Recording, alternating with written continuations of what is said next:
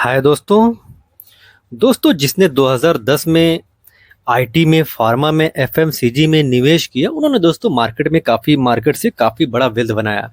तो दोस्तों सवाल आज के दौर में भी वही उठता है कि आज के दौर में ऐसा कौन सा सेक्टर है जो उभरता हुआ सेक्टर है, जहां पर काफी वेल्थ बनाने का स्कोप नजर आता है।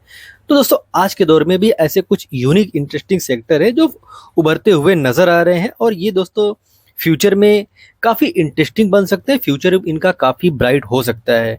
तो दोस्तों आज इन्हीं तीन सेक्टर के बारे में बात करूंगा, और तीनों सेक्टर की कुछ इंटरेस्टिंग कंपनियों के बारे में भी दोस्तों बात करेंगे कि दोस्तों वो कंपनियां कौन कौन सी हो सकती हैं। तो दोस्तों कई सारे सवाल मन में उठते हैं और हमेशा एक निवेशक के मन में उठते ही रहेंगे। तो उस सवाल का जवाब दोस्तों ढूंढने के लिए आपको ऐसे सेक्टर पर, ऐसे जो कंपनियां, छोटी कंपनियां हैं, इंटरेस्टिंग कंपनियां हैं, उभरते हुए सेक्टर की उभरती हुई कंपनियां हैं, उनमें दोस्तों आपको रिसर्च करनी चाहिए, स्टडी करनी चाहिए। उस और दोस्तों वीडियो शुरू करेंगे, लेकिन दोस्तों वीडियो शुरू करने से पहले एक इंपॉर्टेंट डिस्क्लेमर देना चाहेंगे कि दोस्तों ये video just for study purpose के लिए, इंफॉर्मेशन पर्पस के लिए है। मेरे तरफ से दोस्तों कोई बाय का या सेल का कॉल नहीं है। और दोस्तों सबसे पहला सेक्टर देखेंगे जो काफ़ी इंटरेस्टिंग सेक्टर नज़र आता है और जिसका फ्यूचर काफ़ी ब्राइट हो सकता है। तो दोस्तों वो सेक्टर है green energy and EV revolution का। तो दोस्तों ये सेक्टर काफी इंटरेस्टिंग सेक्टर माना जाता है, और जिस तरीके से ये सेक्टर इंडिया में रैपिडली दोस्तों ग्रो होता हुआ नजर आ रहा है, इसका भी फ्यूचर काफी ब्राइट नजर आता है। 2030, 40, 50 तक अगर आप देखेंगे तो ये सेक्टर काफी बड़ा बन सकता है, बिकॉज दोस्तों जो गवर्नमेंट है उनका एम्बिशन है कि दोस्तों 2050 तक इंडिया को दोस्तों जो कार्बन है उसको नेट जीरो करना है। तो उसकी वजह से दोस्तों ये कंपनियां काफ़ी अच्छा खासा करने का दमखम रखती हैं, बिकॉज दोस्तों फ्यूचर काफ़ी स्ट्रांग ऐसी कंपनियों का नज़र आता है। और पहली कंपनी देखेंगे इस सेक्टर में तो दोस्तों वो केपीआई ग्रीन एनर्जी कंपनी है। काफ़ी इंटरेस्टिंग दोस्तों इनका बिजनेस नज़र आता है, काफ़ी शानदार ढंग से दोस्तों ये कंपनी ग्रोथ करती हुई नज़र आ रही है। और खास करके दोस्तों ये कंपनी गुजरात में काफ़ी तेज़ी से अपने आप को फैलाती हुई नज़र आ रही है। और दोस्तों इस कंपनी का अगर आप नेट प्रॉफिट का ग्रोथ देखेंगे तो नेट प्रॉफिट के ग्रोथ में काफ़ी दोस्तों शानदार कंसिस्टेंसी आपको देखने को मिलेगी। आप देखेंगे क्वार्टर बाय क्वार्टर इस कंपनी ने काफ़ी ज़बरदस्त रिटर्न बनाकर दिया है। क्वार्टर बाय क्वार्टर दोस्तों इस कंपनी ने अपना जो रिजल्ट है उसको काफ़ी शानदार ढंग से प्रस्तुत किया है। और दोस्तों इस कंपनी में प्रमोटर की होल्डिंग देखेंगे तो 48% का है। वहीं पर एफआईज को देखेंगे तो 8% के आसपास का शेयर है, और डीआईज के पास काफ़ी कम हिस्सेदारी, बाकी पब्लिक के पास 42% का हिस्सा है। यानी कि प्रमोटर और पब्लिक के बीच में काफ़ी बड़ा हिस्सेदारी है। और दोस्तों कंपनी को देखेंगे प्रेजेंस कहाँ पर है, कंपनी देखेंगे तो कंपनी ऑपरेट्स फ्रॉम 70 साइट्स, मतलब 70 साइट्स कंपनी ऑपरेट करती हुई नज़र आती है। ये मोस्टली दोस्तों गुजरात में फैली हुई नज़र आती है। और कंपनी ने दोस्तों 2 MOU भी साइन किया है गवर्नमेंट ऑफ गुजरात के साथ, तो जिसके साथ मिलकर दोस्तों ये कंपनी रिन्यूएबल जो प्रोजेक्ट्स है उसको करती हुई नजर आ रही है।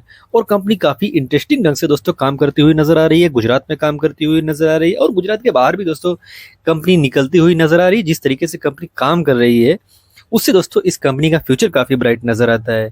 और इनका दोस्तों ऑर्डर बुक देखेंगे तो H1FY25 तक कंपनी के पास टोटल 2409 करोड़ 9 मेगावाट प्लस दोस्तों जो है ये इनके पास दोस्तों ऑर्डर बुक है। तो काफ़ी मजबूत ऑर्डर बुक नज़र आता है। आईपीपी का देखेंगे तो 52% का है, वहीं पर सीपीपी से 48% का ऑर्डर बुक है। और दोस्तों कंपनी काफ़ी इंटरेस्टिंग ढंग से काम करती हुई भी नज़र आ रही है। और दोस्तों ये जो कंपनी है अगर इसके इसके क्लाइंट देखेंगे तो क्लाइंट्स भी काफ़ी दमदार नज़र आएंगे, जैसे पॉलीकैब, यूपीएल, आप देखेंगे देवांग पेपर मिल्स। तो कई सारे दिग्गज दोस्तों इस कंपनी के क्लाइंट हैं। तो आपको इस कंपनी पर भी दोस्तों डीपली स्टडी करने की ज़रूरत है, रिसर्च करने की ज़रूरत है। वहीं पर दूसरी कंपनी को दोस्तों इस सेक्टर में देखेंगे जो काफ़ी शानदार ढंग से अपने आप को ग्रो करती हुई नज़र आ रही है, तो दोस्तों वो कंपनी है इंसोलेशन एनर्जी। तो आपको इस कंपनी पर भी दोस्तों रिसर्च करनी चाहिए, इस कंपनी पर भी आपको काफ़ी डीपली रिसर्च करनी चाहिए, बिकॉज दोस्तों कंपनी का जो ग्रोथ है वो काफ़ी शानदार ढंग से हो रहा है, और कंपनी काफ़ी छोटी है। तो छोटी कंपनियों में दोस्तों ग्रोथ भी काफ़ी ज़्यादा आता है, और छोटी कंपनियों में रिस्क भी काफ़ी ज़्यादा रहता है। इस चीज़ को आपको बिल्कुल समझना चाहिए, इस चीज़ से आपको कभी भी दोस्तों नज़रअंदाज नहीं करना चाहिए। और कंपनी का दोस्तों करंट प्राइस देखेंगे तो 179 है और 52 वीक का लो 178 है, यानी कि दोस्तों कंपनी अपने 52 वीक के लो के आसपास खड़ी हुई नजर आ रही है। पी देखेंगे तो रीजनेबल पी भी नजर आता है। आरओसी और आरओई देखेंगे तो ये भी काफी शानदार नजर आएगा। फेस वैल्यू कंपनी का 1 का हुआ है, यानी कि कंपनी ने अपना स्प्लिट कर चुकी है। तो कंपनी इंटरेस्टिंग दोस्तों नजर आती है। रिस्की कंपनी है बिकॉज छोटी कंपनी है तो रिस्क छोटी कंपनी में रहता ही है। हालांकि आप कंपनी का जो नेट प्रॉफिट है उसका ग्रोथ देखेंगे तो नेट प्रॉफिट में काफी शानदार आपको ग्रोथ देखने को मिलेगा। वहीं पर शेयर होल्डिंग पैटर्न पर नजर दौड़ाएंगे तो यहाँ पर प्रमोटर या फाइव डीआईज पब्लिक सबके पास काफी ठीक ठाक इस समय देखने को मिलता है। और ऑर्डर बुक की बात करेंगे तो जो कि ऑर्डर बुक देखेंगे तो काफी जूना है यहाँ पर है। तो ऑर्डर बुक भी कंपनी का दोस्तों काफी स्ट्रांग हुआ है। कंपनी को देखेंगे 54 करोड़ का ऑर्डर मिला था। किस चीज का ऑर्डर था? ये सोलर पीवी मॉड्यूल्स का, एंड 142 करोड़ का भी इनको ऑर्डर मिला था। तो दोस्तों कंपनी अपना ऑर्डर बुक मजबूत करती हुई नजर आ रही है। और दोस्तों ये कंपनी न्यू प्रोडक्ट भी लॉन्च करती हुई नजर आ रही है, जैसे इंक्लूडिंग बीस ALMM एंड IEC सर्टिफिकेट। तो इनको दोस्तों कुल मिला के टॉपकॉन सोलर पैनल्स, अब देखेंगे कई मल्टीपल प्रोडक्ट है जो दोस्तों इनके पाइपलाइन में है, जो ये कंपनी न्यू मतलब नया नया प्रोडक्ट अपने कंपनी में बना रही है। तो इससे भी इनके निवेशकों को काफ़ी बड़ा फायदा मिलता हुआ नजर आ सकता है। वहीं पर दोस्तों मैन्युफैक्चरिंग कैपेबिलिटीज़ की बात करें तो कंपनी हैज़ 2 मैन्युफैक्चरिंग कैपेबिलिटीज़ इन राजस्थान। विदे अब देखेंगे ये जो कैपेसिटी है इनका 950 मेगावाट एनुअली है। और कंपनी दोस्तों लगातार अपना एक्सपेंशन भी करती हुई नजर आ रही है, जिससे भी दोस्तों इस कंपनी के निवेशकों को फ्यूचर में फायदा होता हुआ नजर आ सकता है। और कंपनी ने देखेंगे जून 2024 में फंड राइज किया था 400 करोड़ का वाया क्वालिफाइड इंस्टीट्यूशनल। इसकी वजह से दोस्तों भी ये कंपनी अपना जो एक्सपेंशन करती हुई नजर आ रही है, उससे भी दोस्तों फ्यूचर में काफ़ी बड़ा फायदा मिल सकता है। आप देखेंगे ये जो एक साइड इनका चल रहा है, ये एक्सपेक्ट किया जा रहा है कि चालू हो जाएगा FY26 तक, यानी कि ये कंपनी लगातार अपने आप को ग्रो करती हुई नजर आ रही है। वहीं पर मैन्युफैक्चरिंग से देखेंगे 27% 87% के आसपास का रेवेन्यू निकल कर आ रहा है। वहीं पर ट्रेडिंग से देखेंगे तो 13% का रेवेन्यू निकल कर आता है। और क्लाइंट की बात करेंगे तो दोस्तों इंडिया में कई सारे दिग्गज है, जैसे BREDA, HAREDA, Rajasthan rooftop projects, Gujarat rooftop project, BSNL, तो कई सारे दिग्गज दोस्तों इनके क्लाइंट भी नजर आते हैं। तो छोटी कंपनी है लेकिन काफ़ी इंटरेस्टिंग ढंग से काम करती हुई नजर आ रही है। और दोस्तों तीसरी कंपनी की तरफ बात करें तो दोस्तों ये भी कंपनी काफ़ी इंटरेस्टिंग नजर आती है। और हाल ही में कंपनी ने दोस्तों अपना IPO लेकर आया और कंपनी का दोस्तों वैल्यूएशन काफ़ी महंगा था, बिकॉज दोस्तों कंपनी का जो प्रोजेक्ट प्लान चल रहा है, जो एक्सपेंशन प्लान है, वो काफ़ी यूनिक है, काफ़ी इंटरेस्टिंग नजर आता है, जिसकी वजह से दोस्तों इस कंपनी का जो PE है वो काफ़ी महंगा आपको नजर आएगा। इस सेक्टर में काम करने वाली जो कंपनियां हैं उनके मुकाबले में 85 का पी होना काफ़ी ज़्यादा लगता है। लेकिन दोस्तों ये जो पी है इसका पीछे का रीज़न यही है कि कंपनी का एक्सपेंशन का जो प्लान है वो काफ़ी ह्यूज है, काफ़ी विशाल है। 2025, 26, 27 तक ये कंपनी काफ़ी ज़्यादा अपना जो एक्सपेंशन है उसको कर लेगी, उससे भी निवेशकों को काफ़ी बड़ा फायदा मिलता हुआ नज़र आ सकता है। वहीं पर मार्केट कैप देखेंगे तो मार्केट कैप 12,000 करोड़ के आसपास का निकल कर आता है। और दोस्तों अगर आप नेट प्रॉफिट का ग्रोथ देखेंगे तो नेट प्रॉफिट में भी काफ़ी शानदार ग्रोथ आपको देखने को मिलेगा। तो कंपनी छोटी है, कंपनी इंटरेस्टिंग है, इसमें भी देखेंगे प्रमोटर या फाइव DI सबके पास काफ़ी ठीक ठाक हिस्सेदारी देखने को आपको मिल जाएगी। तो कंपनी की तरफ से दोस्तों जो कंपनी है ये भी काफ़ी इंटरेस्टिंग नज़र आती है। आप देखेंगे ये कंपनी लोकेटेड किधर है, तो कंपनी CEZ यानी सेज इन कोलकाता में कंपनी मतलब लोकेट करती है, वहाँ की कंपनी है। अभी देखेंगे ये कंपनी अपने आप को एक्सपेंड भी करती हुई नज़र आ रही है। चेन्नई, तमिलनाडु, यहाँ पर देखेंगे तो 4.50 गीगावाट का ये अपना एक्सपेंशन करते हुए नज़र आ रहे हैं। और दोस्तों इनका एक्सपेंशन यहीं पर नहीं हो रहा है, बल्कि और भी इनका एक्सपेंशन होता हुआ नज़र आ रहा है, आप देख सकते हैं। और दोस्तों ये जो कंपनी है ये काफ़ी तेज़ी से अपने आप को ग्रो करती हुई नज़र आ रही है। आप देखेंगे इनका जो ये बेस का सेगमेंट है ये फ्यूचर के लिए इनके कंपनी के लिए दोस्तों एक वरदान साबित हो सकता है। बिकॉज दोस्तों जैसे आज के दौर में ग्रीन सेक्टर, जो ग्रीन एनर्जी की कंपनियों का बूम बाम चल रहा है, और फ्यूचर में दोस्तों ये जो 20 मतलब जो सेक्टर है ये भी काफ़ी अच्छा खासा करने का दमखम रखता है। और उस कंपनी में दोस्तों ये कंपनी पूरी तरीके से कमर कस चुकी है उस सेक्टर में अपने आप को। दोस्तों ये कंपनी काफ़ी तेज़ी से इन्वॉल्व करती हुई नज़र आ रही है और अपने आप को एक्सपेंशन करती हुई नज़र आ रही है। तो वहाँ पे भी दोस्तों इस कंपनी का पूरी तरीके से नज़र है, जिसकी वजह से दोस्तों इस कंपनी पर जो निवेशक हैं, जो बड़े निवेशक हैं, उनको काफ़ी बड़ा भरोसा दिखता हुआ नज़र आता है, जिसकी वजह से दोस्तों इसको पीई भी काफ़ी ज़्यादा ही मिला है।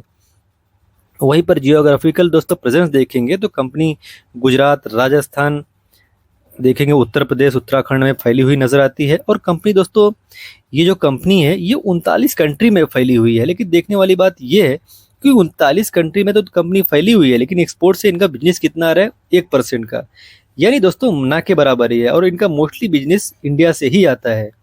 आप देखेंगे United State, Canada, Nepal, Greece, United Kingdom, Germany, Belgium, तो दोस्तों यहाँ पर ये कंपनी फैली हुई नज़र आती है, लेकिन इनका मोस्टली बिजनेस इंडिया से ही होता है। तो इंडिया पर ही काफ़ी ज़्यादा इनका फोकस है। तो ये चीज़ आपको समझना चाहिए, ये भी चीज़ आपको जानना चाहिए।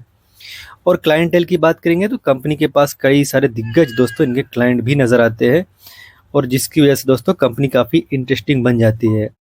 और दोस्तों आज के दौर में देखेंगे तो जो कंपनियां हैं, वो कंपनियां दोस्तों अपने काम को ऑटोमेट कर रही हैं और क्लाउड सोल्यूशन की तरफ बढ़ती हुई नज़र आ रही हैं। और इस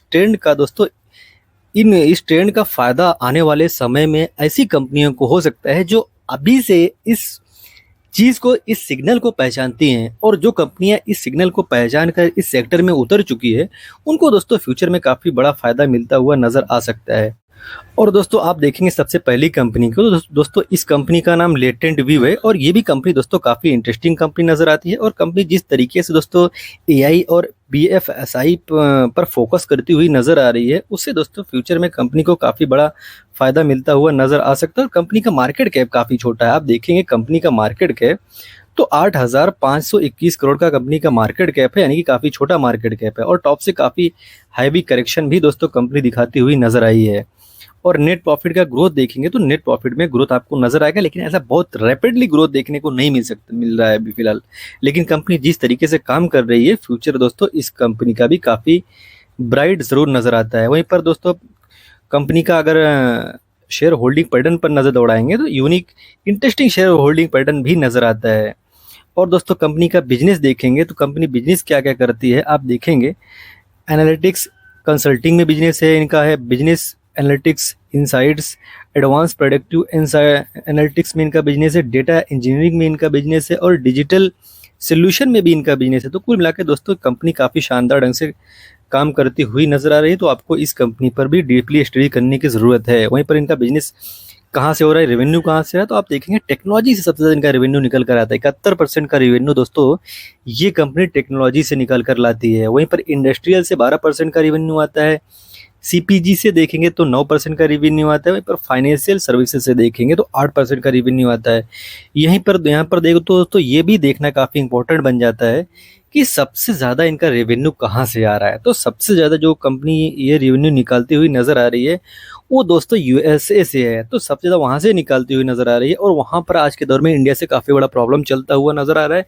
ये भी दोस्तों एक बड़ा रीज़न है कि कंपनी टॉप से काफ़ी अच्छा खासा करेक्शन दिखा चुकी है। बाकी यूरोप से 2% है, और रेस्ट ऑफ वर्ल्ड से देखेंगे 3% का रेवेन्यू रेस्ट ऑफ वर्ल्ड से निकल कर आता है। तो कंपनी छोटी दोस्तों ये भी नज़र आती है, लेकिन दोस्तों एक रिस्क फैक्टर भी है। कंपनी के पास टॉप 5 जो क्लाइंट है वहाँ से 63% का रेवेन्यू आता है, और टॉप 10 क्लाइंट से 76% का रेवेन्यू आता है, टॉप 20 क्लाइंट से 90% का रेवेन्यू आता है। जो भी दोस्तों मतलब ये एक इस कंपनी के लिए एक रिस्क का फैक्टर ज़रूर बन जाता है। और दोस्तों इस सेक्टर में जो दूसरी कंपनी है जो इस ट्रेंड का फ़ायदा उठाती हुई नज़र आ सकती है, वो दोस्तों न्यूजेन सॉफ्टवेयर टेक्नोलॉजीज़ है। ये भी दोस्तों कंपनी छोटी कंपनी है, लेकिन जिस तरीके से काम करती हुई नज़र आ रही है, कई सारे जो दिग्गज बैंक है जैसे कैरिबियन बैंक और इंश्योरेंस कंपनी के साथ दोस्तों ये कंपनी पार्टनरशिप करके ग्लोबल तौर पर अपने आप को एक्सपेंड करती हुई नज़र आ रही है। मार्केट कैप देखेंगे तो मार्केट कैप टॉप से काफ़ी पिछला है, 1799 का हाई लगाकर अभी करंट प्राइस दोस्तों 900 का हो चुका है, यानी कि दोस्तों कंपनी टॉप से काफ़ी हैवी करेक्शन में दी है। और नेट प्रॉफिट का ग्रोथ देखेंगे तो नेट प्रॉफिट में भी काफ़ी शानदार ढंग से ग्रोथ देखने को मिलेगा। वहीं पर शेयर होल्डिंग पैटर्न पर नज़र दौड़ाएंगे तो शेयर होल्डिंग पैटर्न भी दोस्तों काफ़ी अच्छा खासा नज़र आता है। तो छोटी कंपनी है, उभरती हुई कंपनी है, आईटी सेक्टर की कंपनी है, लेकिन जिस तरीके से आपने वो ग्रोथ करती हुई नज़र आ रही है, वो इस कंपनी के लिए काफ़ी अच्छा बन जाता है। रेवेन्यू की बात करें दोस्तों तो इनका जो बिजनेस होता है, जो इनका रेवेन्यू आता है, वो काफ़ी इंटरेस्टिंग ढंग से आता है, तो आपको देखना चाहिए, आपको इस पर रिसर्च करनी चाहिए। कुल मिलाकर दोस्तों इनका सॉफ्टवेयर पर ही पूरे तरीके से फोकस्ड है और थोड़ा यूनिक कंपनी, थोड़ा जैसे नॉर्मल कंपनियां होती हैं सॉफ्टवेयर सर्विसेज में ध्यान देती हैं, लेकिन दोस्तों इनका थोड़ा अलग बिजनेस है। ये सॉफ्टवेयर बेचती है, ये कंपनी सॉफ्टवेयर बनाती है, उसको बेचती है, उसके बाद उससे हर एक साल में दोस्तों उसका जैसा ईयर ख़त्म होता है तो उसको जैसा मतलब कोई लाइसेंस खरीदता है 1 साल का, तो अगले साल उसको रेवेन्यू मतलब उसको रिन्यू करना पड़ता है, तो ये कंपनी रिन्यू करती है। यानी कि दोस्तों एक बार जिसने इनका लाइसेंस खरीदा, जिसने इनका सॉफ्टवेयर खरीदा, वो लंबे समय तक इनका ग्राहक बनकर रह जाता है, जिसका फ़ायदा है दोस्तों इनका जो इनके जो नेट प्रॉफिट है उसमें देखने को मिलता है, बिकॉज काफ़ी कंसिस्टेंसी देखने को मिलती है।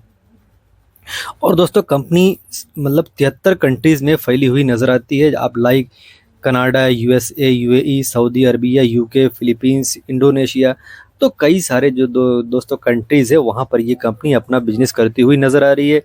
आप इनका बिजनेस देखेंगे कहाँ से कितना बिजनेस होता हुआ नज़र आता है, तो ये भी दोस्तों आप देखेंगे सेल्स ऑफ प्रोडक्ट से 18% का, सेल्स ऑफ सर्विस से 22% का, वर्टिकल वाइज देखेंगे तो सबसे ज़्यादा इनका बिजनेस दोस्तों बैंकिंग से होता है। अदर से भी दोस्तों कंपनी अच्छा खासा बिजनेस करती हुई नज़र आ रही है। और दोस्तों कंपनी तीसरी कंपनी की तरफ बढ़ेंगे, जो छोटी कंपनी है, जो काफ़ी इंटरेस्टिंग कंपनी है, ये भी काफ़ी अच्छा खासा फ्यूचर में करने मतलब बढ़ने का दमखम रखती है। और दोस्तों कंपनी का नाम E2E नेटवर्क है, और ये भी कंपनी दोस्तों काफ़ी छोटी कंपनी है और टॉप से देखेंगे तो काफ़ी हैवी करेक्शन दिखाती हुई नज़र आ रही है। लेकिन दोस्तों जिस तरीके से डेटा सेक्टर ग्रो करता हुआ नज़र आ रहा है उसका दोस्तों उसकी वजह से दोस्तों देखेंगे तो 196 का पी है, और 196 का पी का होना ये काफ़ी चौंकाता है, और ये आपको दोस्तों बताता है कि आपको यहाँ पर रिस्क काफ़ी ज़्यादा है, तो आपको ये भी चीज़ समझना चाहिए। और नेट प्रॉफिट का ग्रोथ देखेंगे तो नेट प्रॉफिट में ग्रोथ आपको दिखेगा, लेकिन लास्ट क्वार्टर में आप देखेंगे तो कंपनी का जो बिजनेस है वो पूरी तरीके से नीचे आया है और कंपनी लॉस बुक की है। और शेयर होल्डिंग पैटर्न पर नज़र दौड़ाएंगे तो ठीक ठाक शेयर होल्डिंग पैटर्न भी इनको देखने को मिलेगा। वहीं पर बिजनेस देखेंगे तो कंपनी काम करती हुई क्या नज़र आ रही है, तो कंपनी AI/ML में कंपनी काम करती हुई नज़र आ रही है। जेन AI जो होता है क्लाउड इकोसिस्टम, यहाँ पर कंपनी काम करती हुई नज़र आ रही है। तो कुल मिलाकर देखेंगे GPU इंफ्रास्ट्रक्चर जो होता है, अब कटिंग एज क्लाउड में देखेंगे इनका बिजनेस है, तो कुल मिलाकर इनका बिजनेस काफ़ी यूनिक है, काफ़ी फ्यूचरिस्टिक दोस्तों ये कंपनी बिजनेस करती हुई नज़र आ रही है। तो ये भी कंपनी छोटी है लेकिन कंपनी काफ़ी मजबूती से अपना काम करती हुई नज़र आ रही है, तो आपको इस कंपनी पर भी स्टडी करने की ज़रूरत है। वहीं पर आप देखेंगे तो दोस्तों ये जो कंपनी है, ये डेटा सेक्टर जो डेटा सेंटर होता है उसमें दोस्तों ये कंपनी अपना काम करती हुई नज़र आ रही है, और जिसकी वजह से दोस्तों इस कंपनी का पी काफ़ी ज़्यादा हो चुका है, काफ़ी महंगा हो चुका है, ये भी चीज़ आपको समझना चाहिए। वहीं पर एक्सपोर्ट से देखेंगे तो 9% का रेवेन्यू आता है और डोमेस्टिक से 91% का रेवेन्यू आता है। तो कुल मिलाकर दोस्तों कंपनी इंडिया पर फोकस करती हुई नज़र आ रही है। पर दोस्तों तीसरा सेक्टर जो काफ़ी इंटरेस्टिंग सेक्टर है, डिफेंस और स्पेस टेक, दोस्तों ये एक निश सेक्टर है जहाँ जो बैरियर्स होते हैं वो काफ़ी हाई होते हैं। गवर्नमेंट कॉन्ट्रैक्ट और इन्वेशन से स्टडी दोस्तों ग्रोथ जो है वो मिलती रहती है, और अगर फ्यूचर में गवर्नमेंट इस सेक्टर पर ध्यान देना बंद करेगी तो यहाँ पर इन कंपनियों का जो अभी आज के दौर में रेस लगाकर भागती हुई नज़र आई है वो गिर भी सकती है, ये चीज़ आपको समझना चाहिए। लेकिन दोस्तों जिस तरीके से इंडिया के पड़ोसी जैसे हैं उसको देखते हुए ऐसा ही लगता है कि इंडिया अपने डिफेंस सेक्टर पर काफ़ी मजबूती से ध्यान देगा। तो इंडिया को ध्यान देना ये इंडिया के लिए दोस्तों ज़रूरत नहीं है, बल्कि इंडिया के लिए दोस्तों ये मजबूरी भी बन चुका है कि इंडिया को अपने डिफेंस पर और स्ट्रांगली आगे बढ़ने की ज़रूरत है। और इनमें दोस्तों देखेंगे तो ये 3 कंपनियां काफ़ी इंटरेस्टिंग नज़र आती हैं। जैसे कि आप इन तीनों कंपनियों को देखेंगे तो जै पारस डिफेंस, डेटा पैटर्न और जेन टेक्नोलॉजीज, तो दोस्तों इन कंपनियों पर भी आपको डीपली स्टडी करनी चाहिए, रिसर्च करनी चाहिए। और पारस डिफेंस दोस्तों स्पेस टेक्नोलॉजी में काफ़ी दमदार कंपनी मानी जाती है। और दोस्तों मिसाइल सिस्टम, स्पेस ऑप्टिक्स और इलेक्ट्रॉनिक्स वेरफेयर में दोस्तों ये कंपनी काफ़ी तेज़ी से काम करती हुई नज़र आई है। वहीं पर डेटा पैटर्न को देखेंगे तो डिफेंस और एरोस्पेस के लिए दोस्तों इलेक्ट्रॉनिक्स जो डिज़ाइन होते हैं और डिज़ाइन करती है और डेवलप भी करती है, बिकॉज दोस्तों ये एक R&D ड्राइवन कंपनी है। वहीं पर जैन टेक्नोलॉजी को देखेंगे तो दोस्तों डिफेंस ट्रेनिंग सिमुलेटर्स जो होते हैं यानी ड्रोन बनाने में ये कंपनी स्पेशलाइज्ड है। आर्मी और पुलिस को दोस्तों एडवांस ट्रेनिंग सोल्यूशन भी ये कंपनी देती हुई नज़र आ रही है, यानी इसका भी फ्यूचर काफ़ी इंटरेस्टिंग नज़र आता है, इसका भी फ्यूचर काफ़ी ब्राइट नज़र आता है। तो आपको भी दोस्तों इस कंपनी पर भी डीपली रिसर्च करनी चाहिए, डीपली स्टडी करनी चाहिए। और दोस्तों एक डिस्क्लेमर देना चाहेंगे, I am not suggest adviser, कुछ बार हासिल करते उससे पहले अपने फाइनेंशियल एडवाइजर से बात कीजिए, डिस्कस कीजिए, सलाह की दोस्तों देने को कॉल लीजिए। आपको वीडियो इन्फॉर्मेटिव लगी हो तो वीडियो को लाइक करें, कमेंट करें, शेयर करें, और दोस्तों चैनल को सब्सक्राइब ना किया हो तो सब्सक्राइब भी दोस्तों ज़रूर कर ले। मिलते हैं दोस्तों किसी नए वीडियो नए टॉपिक के साथ, तब तक के लिए दोस्तों हैप्पी इन्वेस्टिंग।